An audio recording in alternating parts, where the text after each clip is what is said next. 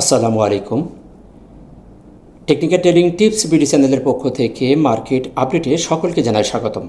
আশা করি শারীরিকভাবে সকলে ভালো আছেন। তবে মার্কেটের ছোট্ট একটি কারেকশন দিকে অনেকেই প্যানিক ফেল হচ্ছেন। অনেকেই আমাকে নক দিচ্ছেন, ভাই এটা কি হলো, মার্কেট কি এখান থেকে আরও নিচে চলে যাবে নাকি এখানেই থমকে যাবে, কি হতে পারে। তো সেই বিষয় নিয়ে আমি আপনাদের আজকে খুবই গুরুত্বপূর্ণ ইনফরমেশন দেব।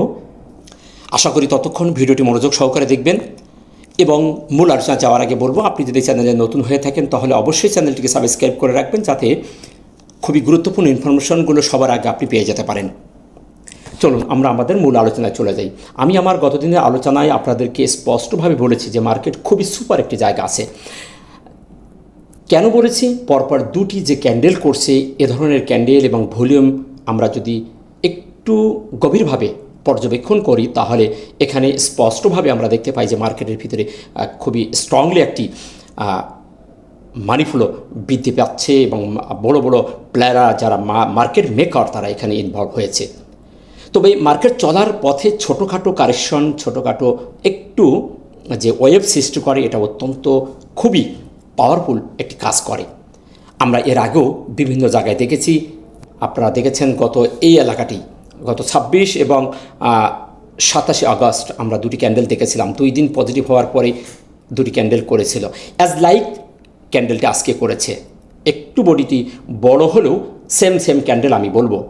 তাই আজকের এই নেগেটিভ দেখে নিরাশ হওয়ার কিচ্ছু নেই, অপেক্ষা করুন। চলুন আমরা আমাদের মূল আলোচনায় চলে যাই। আমরা দিনের শেষে এসে আমরা দেখতে পেলাম যে 117টি শেয়ারের দাম পজিটিভ হয়েছে, 242টি শেয়ার নেগেটিভ। 35টি শেয়ারের কোনো পরিবর্তন না হয়ে আমরা 10.60 মানে 10.5-এর একটু বেশি নেগেটিভ হয়ে 5583 মার্কেট অবস্থান করছে। লেনদেনের দিক থেকে দেখতে পাচ্ছি আমরা 1181 কোটি টাকা, আমরা কিন্তু 1100-এর উপরে এখনও পর্যন্ত আছি। এবং গতকাল ছিল 1296 কোটি, আজকে সেখান থেকে 115 কোটি মাইনাস হয়েছে। এখানেও একটি পজিটিভ সিগন্যাল আছে, আমি আসতেছি পরপরই আপনাদের এই বিষয়গুলো বলবো। টপ সেক্টরের গেইনার সেক্টরের মধ্যে আমরা 5 যে সেক্টরগুলো উঠে এসেছে সেখানে আমরা দেখতে পাচ্ছি insurance sector, engineer, textile, life, Pharma, এই 5টা সেক্টর উঠে এসেছে। আমি গতদিন ইন্স্যুরেন্স, ব্যাংক, লাইফ নিয়ে কথা বলেছিলাম বাস, এবং আমার সেক্টর আলোচনাগুলো আপনারা দেখে আসবেন। আমি এই সেক্টর নিয়ে আর এখন কথা বলে ভিডিও বড় করবো না।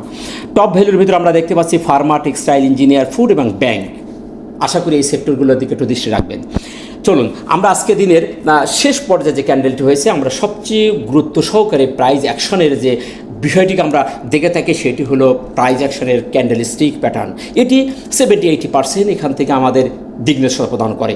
আমরা তারপরে যেয়ে বিভিন্ন রকম সাহায্য করে টুলস অক্সিলারি হিসেবে আমরা ব্যবহার করে থাকি এটাকে কনফার্মেশন পাওয়ার জন্য। তো সেই দিক থেকে আমাদের এটাকে বেশি গুরুত্ব দিতে হবে। তো সেখানে আমরা দেখতে পাচ্ছি আজকে দিনের শেষে যে ক্যান্ডেলটি করেছে সেই ক্যান্ডেলটি আমরা দেখতে পাচ্ছি একটি বেয়ারিশ পিনবার ক্যান্ডেল। আমি বলবো এটি বেয়ারিশ পিনবার ক্যান্ডেল। অনেকে এটাকে বলবেন ইনভার্টেড হ্যামার, অনেকে বলবেন shooting star, as you wish, আপনি যেভাবে এটাকে বলতে পারেন, আপনার ইচ্ছা। এটা 3টি ক্যান্ডেলের 3টি নাম, এই 3টি নামে এই ক্যান্ডেলটিকে আমরা অভিহিত করতে পারি। আমি এটিকে ছোট করে যদি দেখি তাহলে আমরা দেখতে পাচ্ছি যে এটি বেয়ারিশ পিনবার ক্যান্ডেল, যার শ্যাডোটি অনেক বড়, বডিটি অনেক ছোট। আচ্ছা, এটাকে যদি আমরা বড় করি, আমরা যদি বড় করে দেখি তাহলে আমরা দেখতে পাই এই লেভেলে যদি নিয়ে আসি তাহলে আমরা একে ইনভার্টেড হ্যামার অথবা শুটিং স্টার বলতে পারি। কিন্তু শুটিং স্টারের যে আসলে সত্যগুলো, তার বডিটির দ্বিগুণ হতে হবে তার শ্যাডো। আমরা এখানে তার 4, 5, 7 গুণ হয়ে গেছে, তাহলে আমাদের শ্যাডোটি অনেক বড় হয়ে গেছে। শ্যাডোটি হওয়ার কথা দ্বিগুণের থেকে একটু বড় হলে আমরা পারফেক্ট বলতাম, কিন্তু দ্বিগুণ তো দ্বিগুণ, তার থেকে ডাবল হয়ে গেছে।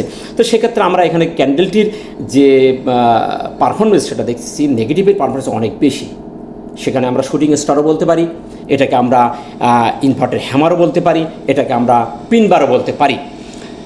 তো সেদিক থেকে আমরা এই ক্যান্ডেলটিকে সর্বমিলে ক্যান্ডেলটি একটি বেবি ক্যান্ডেল এবং confusion candle. Inverted hammer, shooting star, গাবি স্টোন, এই যে ক্যান্ডেলগুলো, যে প্যাটার্নগুলো সবই কিন্তু কনফিউশন ক্যান্ডেল।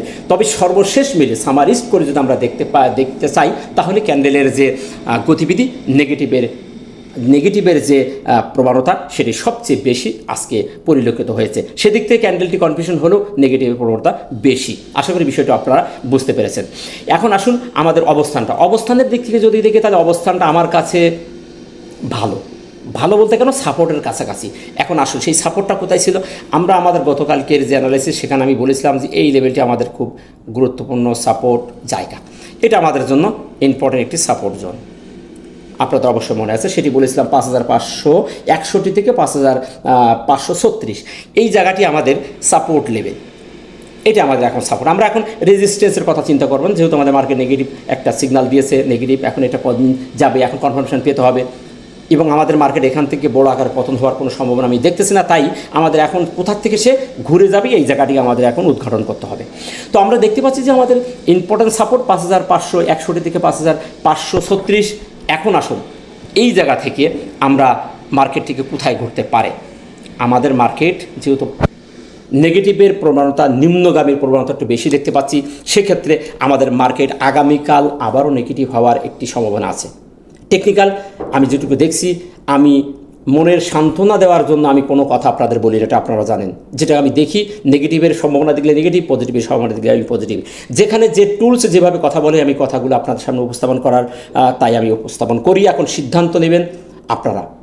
তবে মার্কেট নিয়ে প্যানিক হওয়ার কিছু নেই। এ ধরনের কারেকশনের পর মার্কেট আবার পুনরায় পুলব্যাক করার সম্ভাবনা সবচেয়ে বেশি থাকে। সেই জায়গাটিকে যদি দেখি তাহলে আমরা দেখতে পাই এই জায়গাটির অবস্থানটি সেম একটি অবস্থান আমাদের আজকে করেছে। তো আমরা এই জায়গাটির অবস্থানে আমরা এখানেও সেই ধরনের একটি অবস্থান আশা করতে পারি, যেহেতু আমাদের মার্কেট সেই রকম অবস্থানে একদম সেম আমার ওই দিনের অ্যানালিসিসটা আপনি দেখবেন এবং আজকের অ্যানালিসিসের যে প্যাটার্নগুলো আমি বলছি সেম প্যাটার্ন করেছে। এখানেও যেমন সাপোর্টের কাছে ছিল এই লেভেলের আমাদের সাপোর্ট ছিল, সেমভাবে সেই সাপোর্ট লেভেলের আজকেও সেই জায়গাটি কভার করছে। সুতরাং আগামীকাল হয়তো আমাদের এই লেভেলে এই যে আমার যে বক্স, এই বক্সের ওপরে আসতে পারে। আমি বলছি না 100% আসবে, আবার এসেও মার্কেট এখানে বাড়ি খেয়ে উঠে যেতেও পারে। তবে আজকের যে প্রবণতা সেখানে মার্কেট কালকেও নেগেটিভ হওয়ার সম্ভাবনা আমি দেখতে পাচ্ছি। আশা করি বিষয়টা আপনারা বুঝতে পেরেছেন। এখন সাপোর্ট যেহেতু আমাদের আছে তাই নিরাশ হওয়ার কিছু নেই। এই সাপোর্ট না ভাগা পর্যন্ত এখানে বড় একটি টেকনিক্যাল, বড় একটি জায়গা, খুবই গুরুত্বপূর্ণ একটি জায়গা। তাই এই জায়গাটির প্রতি আমরা দৃষ্টি রাখবো। ইনশাল্লাহ আমরা আশা করছি মার্কেট এখান থেকে আমাদের ঘুরে যাবে। এখন আসুন ভলিউমের ব্যাপারটি যদি বলি, ভলিউমের এখানে একটি পজিটিভ কথা বলেছিলাম যে একটা পজিটিভ দিক আছে। সেই পজিটিভ দিকটা কি? ভলিউম ম্যাট্রিক্সের।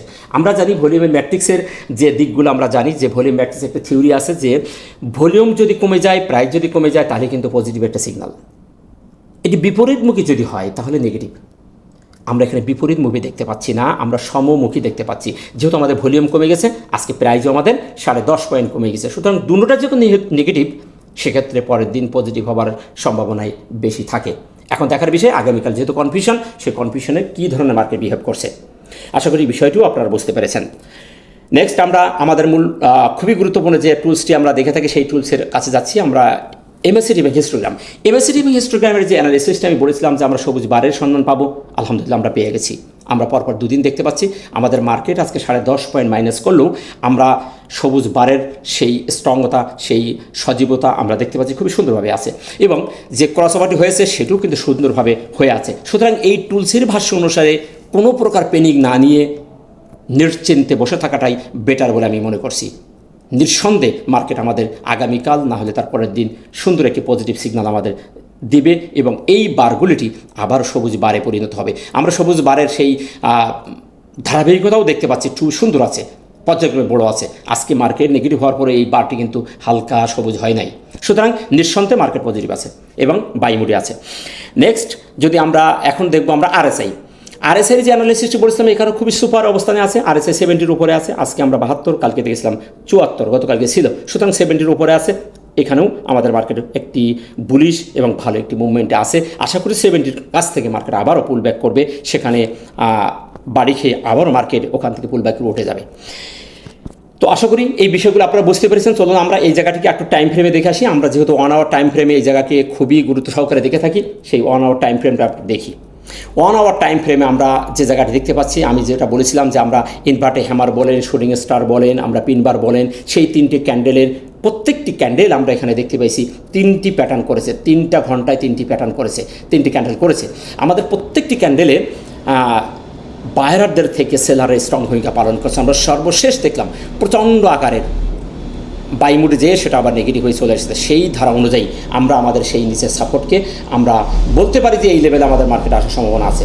এখন আসবে কি আসবে না আগামীকাল, যেহেতু কনফিউশন ক্যান্ডেল, তবে প্রবণতাটাই বেশি আছে। এখন দেখার বিষয় আগামীকাল কোন ধরনের বিহেভ করছে। যদি পড়ে তো নিরাশ হওয়ার কিচ্ছু নেই, মার্কেট যে কোনো সময় এখান থেকে ঘুরে যাবে। আশা করি বিষয়টি আপনারা বুঝতে পেরেছেন। ভালো থাকবেন। সর্বশেষে বলবো, মার্কেট নিয়ে নিরাশ হওয়ার কিছু নেই, আমাদের মার্কেট ভালো অবস্থা আছে ইনশাল্লাহ আমরা এখান থেকে ভালো একটি মার্কেট দেখতে পারবো। ভালো থাকবেন, দেখাচ্ছে নতুন কোনো ভিডিওতে। আসসালামু আলাইকুম ওয়া রাহমাতুল্লাহ।